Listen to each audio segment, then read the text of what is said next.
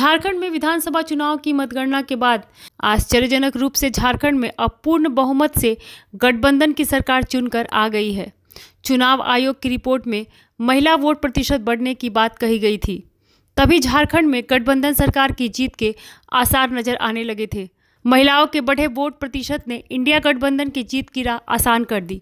चुनाव से पहले कुछ महीने में मैया सम्मान योजना के जरिए महिलाओं के खाते में 1,000 रुपये देने और दिसंबर में उसे बढ़ाकर 2,500 रुपये तक कर देने के वादे ने महिलाओं को लुभाया और झामुमो गठबंधन को महिला वोट के रूप में इसका लाभ भी मिला। अकेले झामुमो को 34 सीटें मिली, जबकि भाजपा 21 पर ही सिमट गई। कोल्हान में हालांकि पिछली बार की अपेक्षा कुछ क्षेत्रों में भाजपा का प्रदर्शन थोड़ा बेहतर जरूर रहा, लेकिन इसे उसकी करारी हार के रूप में देखा जा रहा है। यहां जमशेदपुर पूर्वी से भाजपा की पूर्णिमा साहू ने कांग्रेस के डॉक्टर अजय कुमार को हराकर जीत दर्ज की, तो जमशेदपुर पश्चिमी से जदयू के सरयू राय ने कांग्रेस प्रत्याशी बन्ना गुप्ता को रोमांचक मुकाबले में करारी शिकस्त दी। कोल्हान में हालांकि पिछली बार की अपेक्षा कुछ क्षेत्रों में भाजपा का प्रदर्शन थोड़ा बेहतर जरूर रहा, लेकिन इसे उसकी करारी हार के रूप में देखा जा रहा है। यहां जमशेदपुर पूर्वी से भाजपा की पूर्णिमा साहू ने कांग्रेस के डॉक्टर अजय कुमार को हराकर जीत दर्ज की, तो जमशेदपुर पश्चिमी से जदयू के सरयू राय ने कांग्रेस प्रत्याशी बन्ना गुप्ता को रोमांचक मुकाबले में करारी शिकस्त दी। इसके अलावा पूर्वी सिंहभूम के 4 अन्य सीट झामुमो के पाले में गए। पोटका से पूर्व केंद्रीय मंत्री अर्जुन मुंडा की पत्नी मीरा मुंडा को झामुमो के संजीव सरदार, जुगसलाई में झामुमो के मंगल कालिंदी ने आसू के रामचंद्र सहिस, घाटशिला के भाजपा प्रत्याशी बाबूलाल सोरेन को झामुमो के रामदास सोरेन और बाहरागोड़ा से झामुमो के संजीव सरदार ने भाजपा प्रत्याशी दिनेशानंद गोस्वामी को हरा दिया। इसी तरह सरायकेला के चंपई सोरेन अपनी सीट बचाने में कामयाब तो रहे, लेकिन अन्य सीट गठबंधन के खाते में चली गई। जगन्नाथपुर से भाजपा प्रत्याशी गीता कोड़ा की भी करारी हार हुई। वहां से कांग्रेस के सोनाराम सिंकू ने जीत दर्ज की। वहीं पश्चिमी सिंहभूम के चाईबासा, चक्रधरपुर और मझगांव सीट पर भी झामुमो ने जीत दर्ज की।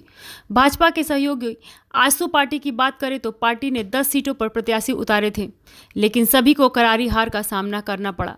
खुद पार्टी सुप्रीमो सुदेश महतो अपनी सीट नहीं बचा सके। हालांकि मांडू सीट से आसू के निर्मल महतो ने कांग्रेस के जयप्रकाश भाई पटेल को करीब 231 वोट से हराकर पार्टी की लाज बचा ली।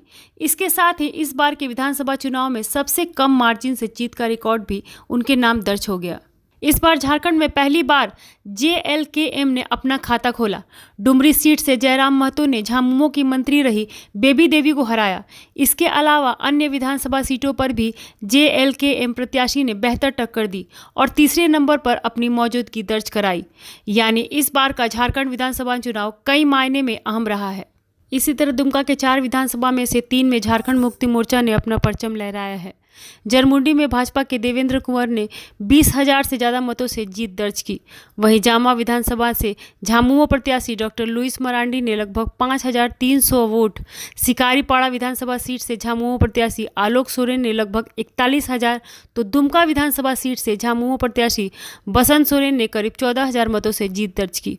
पार्टी नेताओं की जीत पर कार्यकर्ताओं में जश्न का माहौल दिखा। सभी ने एक साथ दिवाली और होली मनाई। दुमका लोकसभा सांसद नलिन सोरेन ने कहा कि यह जीत कार्यकर्ताओं की कड़ी मेहनत का परिणाम है। उन्होंने कहा कि बहुमत की सरकार बनने जा रही है और विकास को प्राथमिकता दी जाएगी। ऐतिहासिक जीत, क्या कहेंगे फिर सरकार बनाने जा रहा कार्यकर्ता सभी